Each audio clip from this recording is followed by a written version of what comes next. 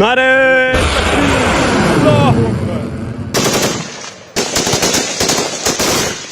যুক্তরাষ্ট্রের শীর্ষ গোয়েন্দা কর্মকর্তা সতর্ক করেছেন যে পাকিস্তান ভবিষ্যতে এমন দূরপাল্লার ব্যালিস্টিক বা আন্তঃমহাদেশীয় ব্যালিস্টিক ক্ষেপণাস্ত্র আইসিবিএম তৈরি করতে পারে যা সরাসরি মার্কিন ভূখণ্ডে আঘাত হানতে সক্ষম। 18 মার্চ মার্কিন সিনেট ইন্টেলিজেন্স কমিটির সামনে 2026 সালের বার্ষিক হুমকি মূল্যায়ন প্রতিবেদন উপস্থাপনের সময় director of national intelligence Tulsi Gabbard এই আশঙ্কার কথা জানান। তিনি যুক্তরাষ্ট্রের জন্য হুমকি হতে পারে এমন দেশের তালিকায় রাশিয়া, চীন, উত্তর কোরিয়া ও ইরানের পাশাপাশি পাকিস্তানের নামও যুক্ত করেছেন। গ্যাবার্ড জানান, এই 5টি দেশ পারমাণবিক ও প্রচলিত অস্ত্র বহনে সক্ষম আধুনিক এবং উন্নত ক্ষেপণাস্ত্র ব্যবস্থা নিয়ে গবেষণা ও উন্নয়ন চালিয়ে যাচ্ছে, যা যুক্তরাষ্ট্রের ভূখণ্ডকে তাদের আওতার মধ্যে নিয়ে আসতে পারে। লিখিত মূল্যায়ন প্রতিবেদনে পাকিস্তানকে একাধিক হুমকির ক্যাটাগরিতে রাখা হয়েছে।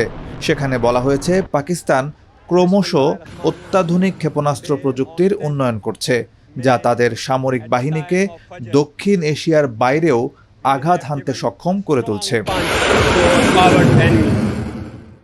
এছাড়া গণবিধ্বংসী অস্ত্র WMD প্রসঙ্গে বলা হয়েছে পাকিস্তান সম্ভবত এমন সরবরাহ ব্যবস্থার উন্নয়ন অব্যাহত রাখবে যা তাদের পাল্লা ও নির্ভুলতা বাড়াবে, মার্কিন ক্ষেপণাস্ত্র প্রতিরক্ষা ব্যবস্থাকে চ্যালেঞ্জ করবে এবং গণবিধ্বংসী অস্ত্র ব্যবহারের নতুন বিকল্প তৈরি করবে।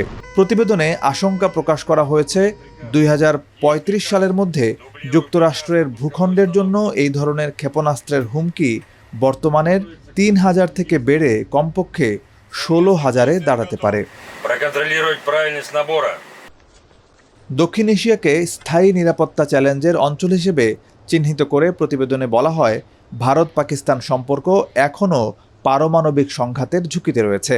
গত বছরের পহেলগাম হামলার কথা উল্লেখ করে বলা হয়, সশস্ত্র গোষ্ঠীর সহিংসতা সংকট তৈরি করতে পারে। তবে প্রেসিডেন্ট ট্রাম্পের হস্তক্ষেপে সাম্প্রতিক পারমাণবিক উত্তেজনা কমেছে এবং কোনো দেশই উন্মুক্ত সংঘাতে জড়াতে চায় না। এদিকে পাকিস্তানের পররাষ্ট্র মন্ত্রণালয়ের মুখপাত্র তাহির আন্দ্রাবি যুক্তরাষ্ট্রের এই দাবিকে স্পষ্টভাবে প্রত্যাখ্যান করেছেন। তিনি বলেন, পাকিস্তানের কৌশলগত সক্ষমতা সম্পূর্ণ প্রতিরক্ষামূলক এবং এর উদ্দেশ্য দক্ষিণ এশিয়ায় শান্তি ও স্থিতিশীলতা বজায় রাখা।